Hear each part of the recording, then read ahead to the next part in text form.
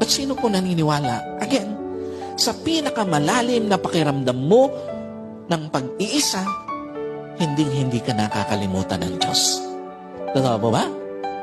Ano pinapakita nito ng Panginoon? Una, makakalimutan ka ng tao, pero hindi ng Diyos. Sa panahong may matinding pinagdaraanan ka, pwede kang makalimutan ng tao, pero hindi ng Diyos. Sa panahong may matinding kasakitan ka, pwede kang makalimutan ng tao, pero hindi ng Diyos.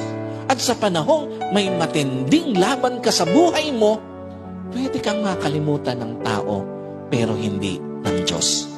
Anong ibig sabihin nito? Ang pag-ibig ng Diyos ay perpektong halimbawa ng pag-ibig na hindi kayang lumimot.